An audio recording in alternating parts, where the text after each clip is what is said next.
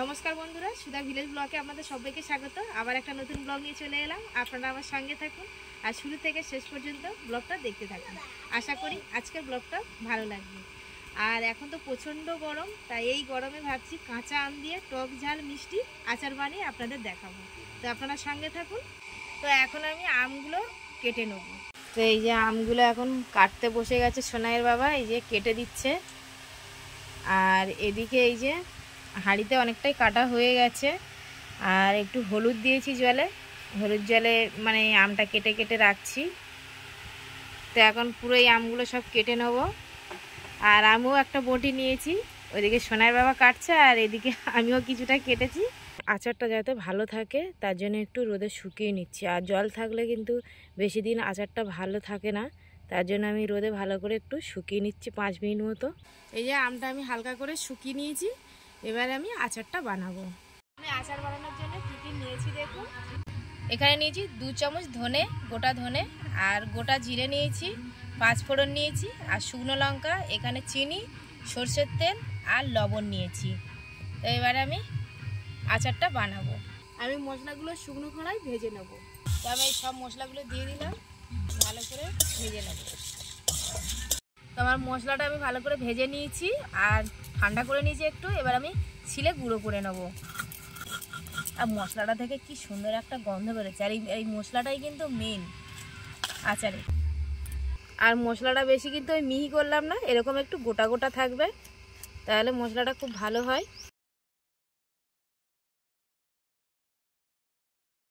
আর একটু 5 ফোড়ন দিয়ে দেবো। 5 ফোড়নটা ভাজা হয়ে গেছে। আর এই যে কাঁচা আম দেবো, আর কয়েকটা শুকনো লঙ্কাও দিয়ে দিয়েছি। তো আমটা এই যে ভালো করে আমি ভেজে নিয়েছি। এবার লবণ দিয়ে দেবো স্বাদ মতো। লবণ দিয়ে ভালো করে আমি নাড়িয়ে নিচ্ছি। তো আমটা আমার ভালো করে ভাজা হয়ে গেছে, এবার আমি চিনি দিয়ে দিচ্ছি, দিয়ে ভালো করে নাড়িয়ে নেব।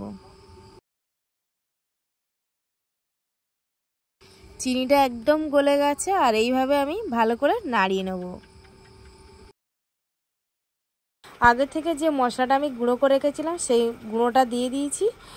আর এবার আমি কিছু লাল লঙ্কাও গুঁড়ো করে রেখেছিলাম, সেটাও দিয়ে দিলাম।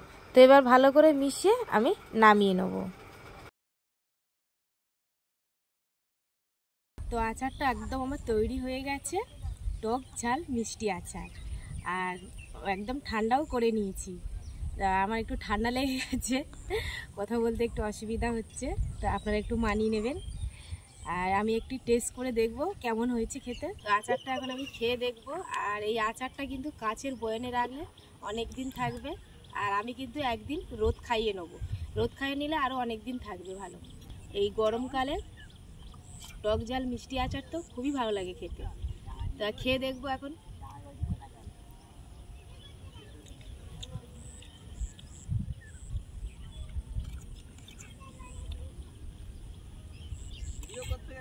দারুণ হয়েছে, খুব সুন্দর হয়েছে। টক মিষ্টি ঝাল একদম সব কিছু পুরো একসঙ্গে দারুণ হয়েছে খেতে।